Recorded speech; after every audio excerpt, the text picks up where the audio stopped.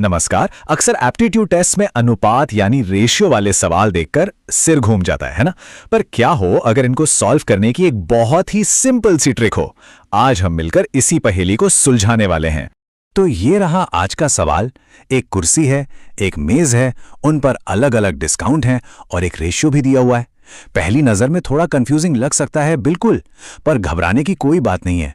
बस अगले कुछ मिनटों में हम इस पूरे वर्ड प्रॉब्लम को स्टेप बाय स्टेप तोड़ेंगे और एक एकदम साफ सुथरे जवाब तक पहुंचेंगे। किसी भी मुश्किल सवाल को सॉल्व करने का सबसे पहला स्टेप क्या होता है? उसे छोटे छोटे हिस्सों में तोड़ना। तो चलिए एक जासूस की तरह काम करते हैं और इस सवाल में जो भी क्लूज दिए गए हैं उन्हें एक एक करके निकालते हैं। तो सबसे पहला क्लू है कुर्सी और मेज के मार्क्ड प्राइस यानी अंकित मूल्य का रिश्ता। सवाल कहता है कि इनकी कीमतों का अनुपात है 2:3, 2:3। इस रेशियो को दिमाग में बिठा लीजिए क्योंकि हमारी पूरी कैलकुलेशन इसी पर टिकी है। यह हमारी बुनियाद है। ठीक है, अब आते हैं दूसरे क्लू पर। यह खास तौर पर कुर्सी के बारे में है। हमें बताया गया है कि सिर्फ कुर्सी पर एक डिस्काउंट मिल रहा है और वो डिस्काउंट है 20%। ये नंबर भी बहुत जरूरी है, इसे भी याद रखना है। और तीसरा क्लू, ये हमें पूरी पिक्चर दिखाता है। ये सिर्फ कुर्सी या मेज की बात नहीं कर रहा, बल्कि दोनों पर मिलाकर जो टोटल डिस्काउंट मिला है उसकी बात कर रहा है। 26%। पता है, यही 26% हमारी मास्टर की है। इसी से हमें वो मिसिंग पीस मिलेगा जो हम ढूंढ रहे हैं। मतलब मेज पर कितना डिस्काउंट है। तो अब हमारे पास सारे क्लूज हैं और हमारा मिशन बिल्कुल साफ है। हमें यह पता लगाना है कि आखिर अकेले मेज पर कितने % का डिस्काउंट दिया गया। अब आता है वो आहा मोमेंट, वो ट्रिक जो इस तरह के मुश्किल दिखने वाले सवालों को एकदम आसान बना देती है। चलिए उस स्ट्रैटेजी को समझते हैं। तो सीक्रेट क्या है? सीक्रेट ये है कि हम इस रेशो को सिर्फ रेशो की तरह नहीं देखेंगे, हम इसे असल नंबर मान लेंगे।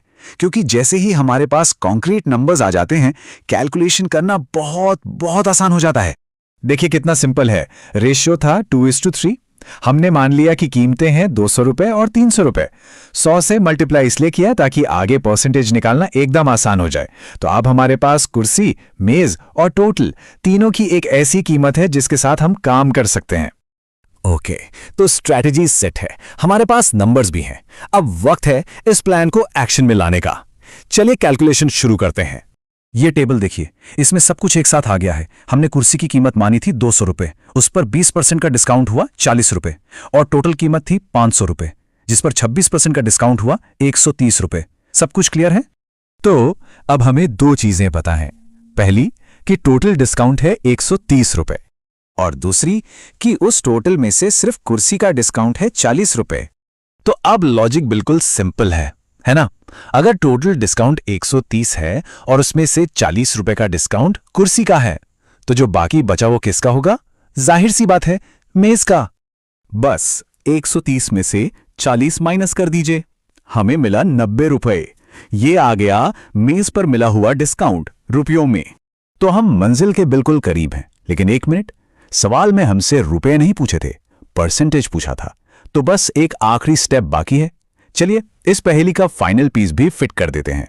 तो अब हमें बस ये निकालना है कि जो 90 रुपए का डिस्काउंट है वो मेज की कीमत यानी 300 रुपए का कितना % है।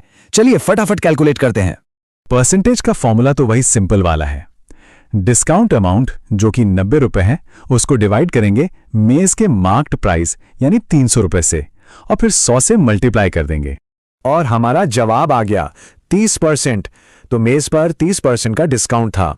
देखा, जो सवाल शुरू में इतना कॉम्प्लिकेटेड लग रहा था वो इस एक छोटी सी ट्रिक से कितनी आसानी से सॉल्व हो गया। तो इससे सबसे बड़ी सीख क्या मिलती है? यही कि रेशियो वाले सवालों से घबराना नहीं है। बस रेशियो को आसान नंबर्स में बदल लो। जैसे 2:3 को 200 और 300 बना लिया। फिर टोटल से मिसिंग पीस को ढूंढो। ये एक ऐसी कमाल की टेक्निक है जो सिर्फ इस सवाल में नहीं बल्कि ऐसे बहुत सारे रेशियो बेस्ड प्रॉब्लम्स में काम आएगी। और जाते जाते एक सवाल, जरा सोचिए, ये जो चीजों को आसान बनाने की टेक्निक है, मतलब एब्स्ट्रैक्ट चीजों को कॉन्क्रीट नंबर्स में बदलने की, इसे और कहां-कहां इस्तेमाल किया जा सकता है? अपनी पढ़ाई में या शायद अपनी डेली लाइफ में भी। सोचिएगा जरूर।